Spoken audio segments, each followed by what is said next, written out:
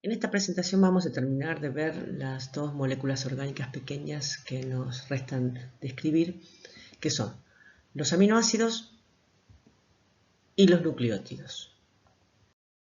Vamos a comenzar con los aminoácidos, estas moléculas orgánicas pequeñas que presentan un grupo amino, un grupo carboxilo formando parte de la misma molécula y que se van a diferenciar entre sí por las cadenas laterales que presenten. Estas moléculas orgánicas pequeñas son los sillares estructurales a partir de las cuales nosotros vamos a construir a nuestras proteínas. Los aminoácidos proteicos, es decir, aquellos aminoácidos que vamos a encontrar formando parte de las proteínas, son todos alfa-L aminoácidos. ¿Por qué decimos que son alfa? Alfa aminoácidos. Cuando uno quiere identificar los carbonos presentes en una cadena carbonada de un compuesto orgánico, hay dos maneras de hacerlo. Una es numerar los carbonos, empezando por el carbono que presenta el grupo funcional principal, en este caso sería el carbono 1, este sería el carbono 2, y acá hubiese otro sería el 3. Y la otra es identificar los carbonos con letras griegas, comenzando por el carbono que está unido al grupo funcional. O sea que este carbono sería nuestro carbono alfa. Si acá hubiese otro carbono, sería nuestro carbono beta. Por ese motivo, como el grupo amino está unido al mismo átomo de carbono que el grupo carboxilo, decimos que es un alfa aminoácido. ¿Por qué decimos que son L? Si tenemos en cuenta que este sería el carbono alfa, salvo que en el caso de la glicina vamos a ver que la cadena lateral es un hidrógeno, en el resto de los aminoácidos este carbono alfa es un carbono asimétrico. Lo mismo que sucedía con el gliceraldehído, eso determina la posibilidad de que se distribuyan los sustituyentes en el espacio de dos maneras alternativas que son imágenes especulares uno del otro, dando lugar a la aparición de dos estereoisómeros, que lo llamábamos D si el oxidrilo estaba a la derecha y L si el oxidrilo estaba a la izquierda. Por analogía con lo que vinimos viendo con el gliceraldehído, en el caso de los aminoácidos vamos a decir que pertenecen a la serie D cuando el grupo amino esté a la derecha y a la serie L cuando el grupo amino esté a la izquierda. En el caso de los aminoácidos proteicos, todos son de la serie L, vale decir que siempre el grupo amino va a estar ubicado a izquierda. Si prestaron atención, inicialmente presenté a los aminoácidos en esta forma, que es la forma no iónica, en la que el grupo carboxilo y el grupo amino no están ionizados. Y luego cuando discutimos respecto de si pertenecían a la serie D o L o por qué, lo presenté en la forma ionizada, en la forma que se conoce como forma switteriónica, en la que tenemos un grupo cargado negativamente y otro positivamente dentro de la misma molécula. En realidad, en solución acuosa y a pH 7, esta es la forma predominante, es decir, que a pH 7 el grupo carboxilo va a estar ionizado, va a haber perdido un protón y el grupo amino va a haber captado un protón adquiriendo una carga positiva. Vale decir entonces que a pH 7 nuestro aminoácido va a presentar el grupo carboxilo ionizado y el grupo amino ionizado. De modo que si la cadena lateral no tiene grupos ionizables, a este pH nuestro aminoácido va a tener una carga neta cero, porque si bien tiene una carga negativa y tiene una carga positiva, o sea, carga tiene, pero lo que no tiene es carga neta, la suma de ambas se anula. ¿Qué sucede si pasamos de pH 7 a un pH mucho más ácido, un pH 1? Claramente la concentración de protones ha crecido. De 10 a la menos 7 molar pasó a ser 10 a la menos 1 molar. En estas condiciones, el aminoácido va a tender a captar protones, es decir, a comportarse como una base. ¿Y quién va a captar protones? Va a captar protones el grupo carboxilo que estaba ionizado. De modo tal que a pH 1 vamos a encontrar nuestro aminoácido en esta forma, en el cual el grupo carboxilo ahora ya no va a estar ionizado y el grupo amino va a permanecer con su carga más 1. Vale decir que si la cadena lateral no es ionizable, a pH 1 nuestro aminoácido va a tener una carga neta ahora de más 1. ¿Qué sucede si nos vamos hacia un pH mucho más básico? Como por ejemplo pH 12. la concentración de protones va a ser menor, va a disminuir. De 10 a la menos 7 molar vamos a pasar a 10 a la menos 12 molar, vale decir que la concentración de protones va a ser muy baja en el medio, y en esas condiciones el aminoácido lo que va a tender a hacer es a ceder protones, es decir, a comportarse como un ácido. ¿Y quién va a ceder los protones? Y el único grupo que puede cederlos, que es el grupo amino que teníamos protonado, de modo tal que a pH 12, la forma en la que vamos a encontrar a nuestro aminoácido es con el grupo carboxilo ionizado y con el grupo amino sin protonar. ¿Qué carga neta va a presentar nuestro aminoácido si esta cadena lateral no es ionizable? Claramente va a presentar una carga neta de -1. Este tipo de sustancias que pueden comportarse o bien como una base o bien como un ácido, dependiendo del pH en el que nos encontremos, se denominan anfóteras. El pH al cual el aminoácido presenta carga neta 0 es lo que se conoce como pH isoeléctrico o punto isoeléctrico. Es el pH en el cual ese aminoácido no va a migrar hacia ninguno de los polos cuando apliquemos un campo eléctrico. Hemos visto que todos los aminoácidos que forman parte de las proteínas, esos aminoácidos proteicos, son alfa-L aminoácidos. Pero en realidad, formando parte de las proteínas, nosotros encontramos 20 aminoácidos distintos. Todos tienen esta fórmula general. ¿Pero en qué se diferencian? Se diferencian en este grupo R o cadena lateral. Según la cadena lateral, los aminoácidos se pueden clasificar de múltiples maneras diferentes, todas ellas válidas. ¿Cuál es la que vamos a utilizar nosotros? Nosotros vamos a clasificarlos en 4 grupos distintos según su cadena lateral. El grupo de los no polares o hidrofóbicos, los polares sin carga, los cargados positivamente o básicos y los cargados negativamente o ácidos. Comencemos con los no polares o hidrofóbicos. En este grupo encontramos aminoácidos que presentan cadenas laterales que carecen de grupos funcionales que les permitan adquirir polaridad, de modo tal que no pueden interactuar con el agua, por eso son completamente hidrofóbicos. No perder de vista que lo que es hidrofóbico es la cadena lateral. Dentro de este grupo encontramos a la glicina, a la alanina, a la prolina, a la valina, leucina, isoleucina, metionina y fenilalanina, todas y cada una de ellas identificadas a través de un nombre abreviado de 3 letras que normalmente coincide con el inicio de su nombre. Vamos con los polares sin carga. En este grupo encontramos aminoácidos cuyas cadenas laterales presentan grupos funcionales que les confieren polaridad. ¿A quién?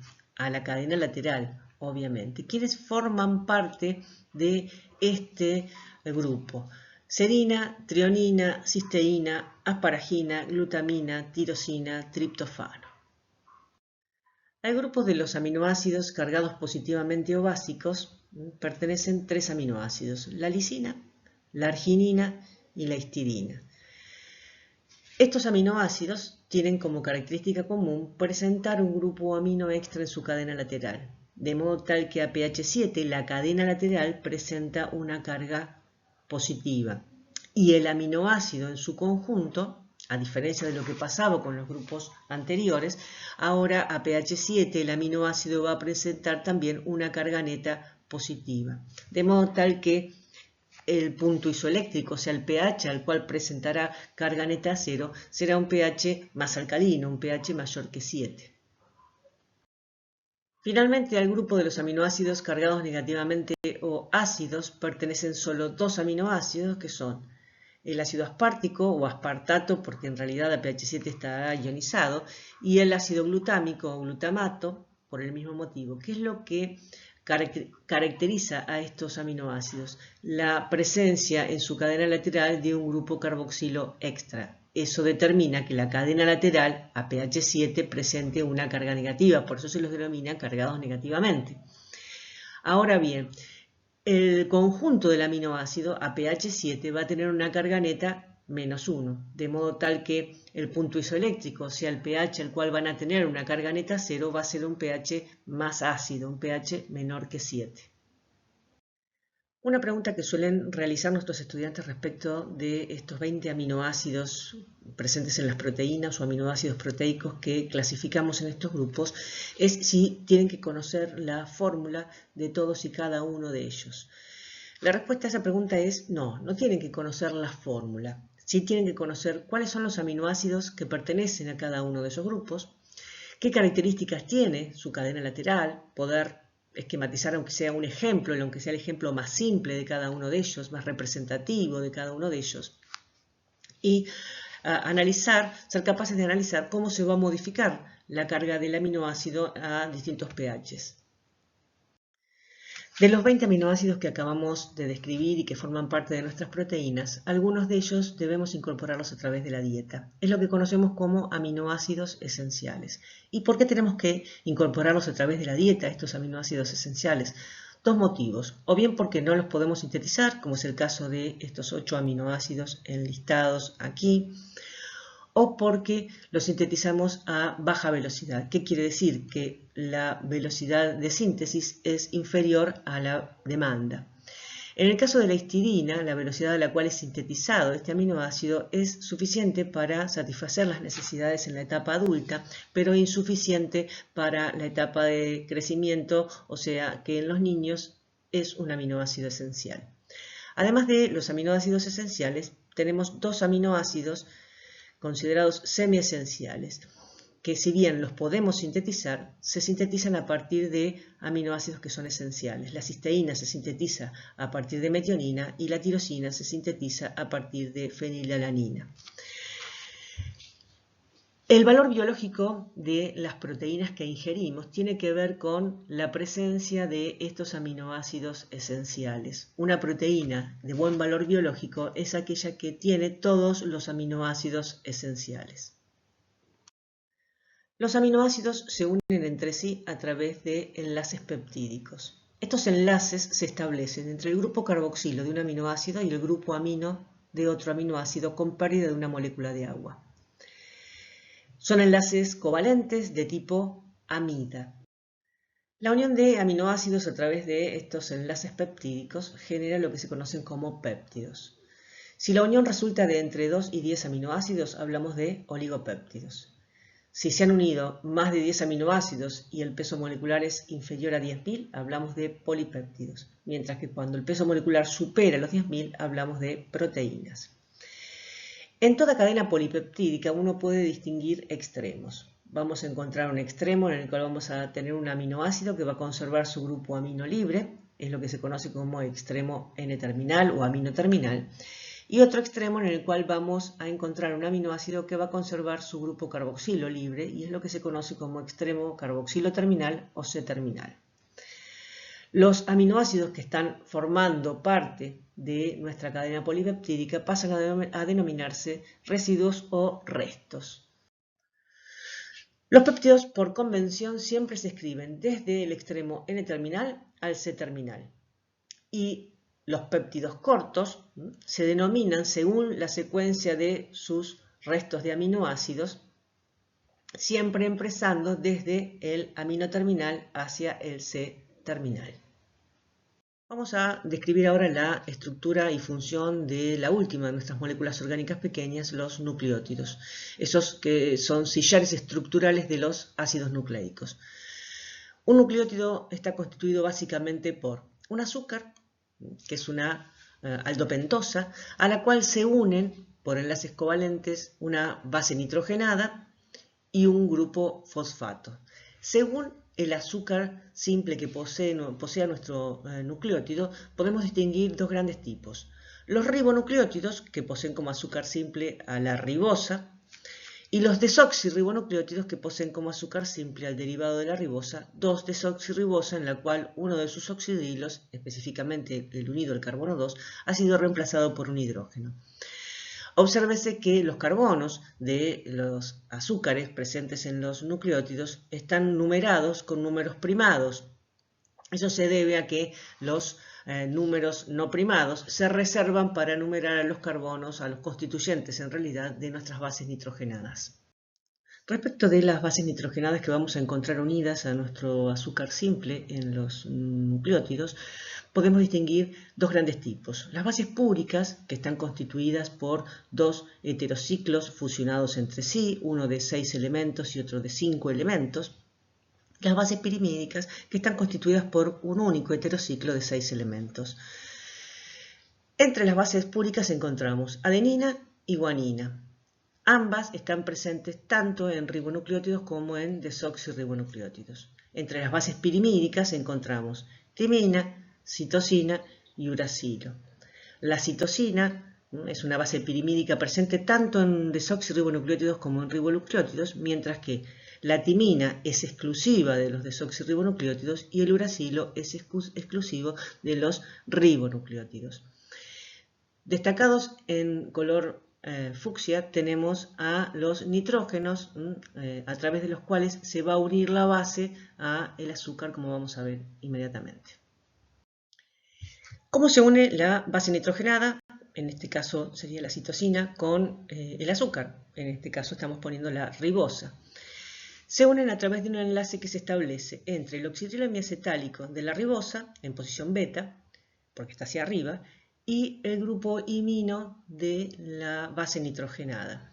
Es un enlace de tipo glicosídico, ¿sí? ¿Por qué? Porque está participando un oxidrilo hemiacetálico, pero no es un enlace O-glicosídico como el que veníamos viendo entre los azúcares, sino que es un enlace N-glicosídico. ¿Por qué? Porque el otro elemento participante no es un oxidrilo, sino que es un grupo imino. Por eso es un enlace N-glicosídico. Decimos entonces que las bases nitrogenadas se unen al azúcar a través de un enlace N-glicosídico. El producto resultante de la unión entre la base y el azúcar es lo que conocemos como nucleósido. Fíjese, nucleósido. En este caso, como el azúcar que está formando parte del nucleósido es la ribosa, decimos que es un ribonucleósido, y en particular estamos hablando de la citidina porque la base es citosina. Si el azúcar que participa es la desoxirribosa, lo que tenemos es un desoxirribonucleósido. En este caso, como la base que está participando es la adenina, tendremos la desoxiadenosina. Cuando a nuestro nucleósido, el producto resultante de la unión entre la base y el azúcar, se une un grupo fosfato a través del oxidrilo del carbono 5' del azúcar, obtenemos lo que conocemos como nucleótidos. En este caso teníamos un desoxirribonucleósido al cual se le une un fosfato, dando entonces un desoxirribonucleótido.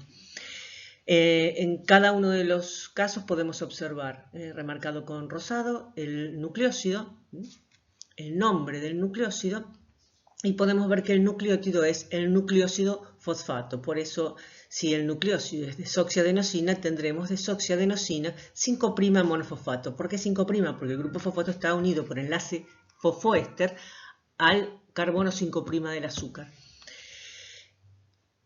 De manera abreviada, se los simboliza como la D minúscula, que significa que es un desoxi, adenosina, monofosfato, desoxi, guanosina, monofosfato, desoxi, timidina, monofosfato, desoxicitidina, monofosfato.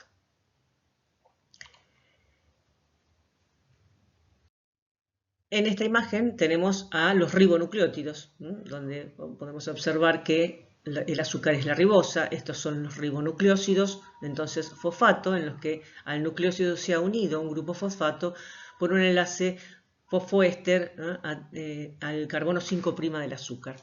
Entonces aquí tendremos adenosina monofosfato, guanosina monofosfato, uridina monofosfato, citidina monofosfato. Los nucleótidos pueden tener unidos más de un grupo fosfato. En este caso, 3 grupos fosfatos. ¿A dónde se unen? El primero de los fosfatos, obviamente, unido por enlace fosfoéster al azúcar.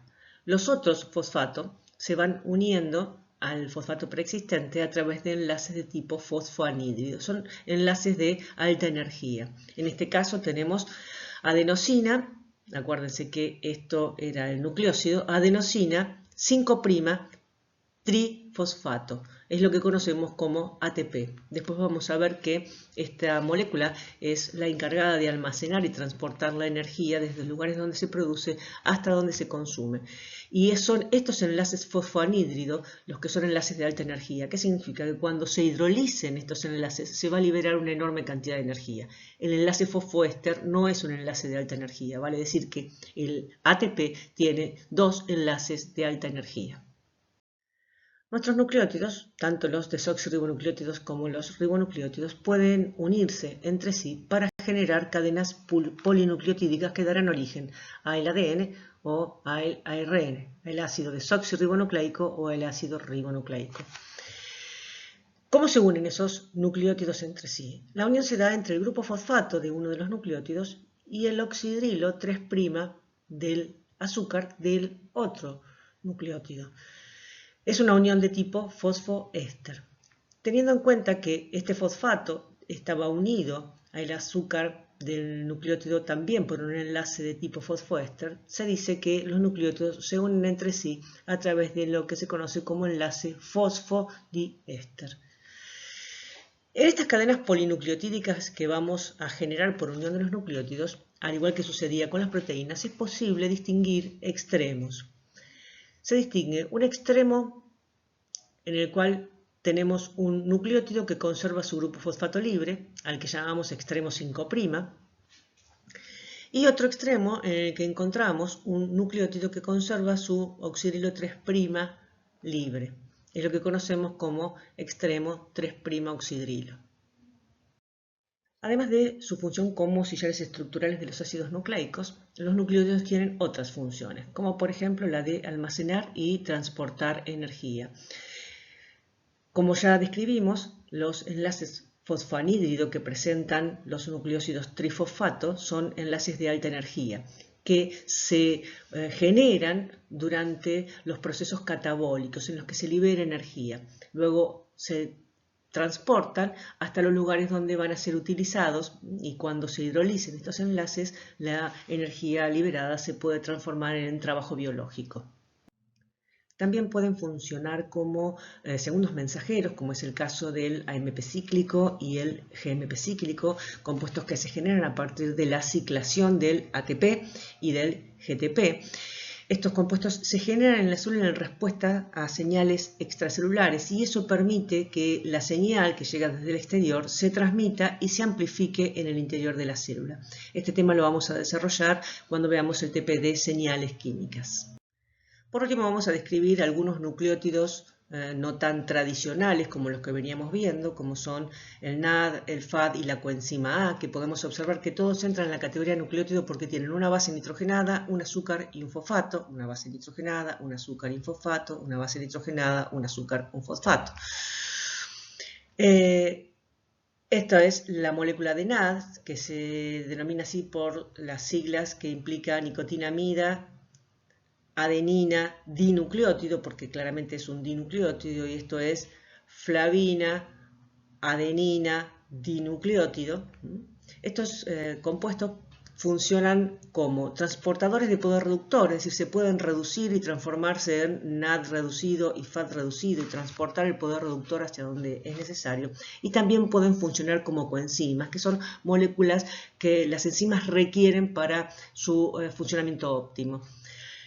Otro ejemplo de nucleótido que funciona como coenzima es la coenzima A que tenemos representada aquí arriba.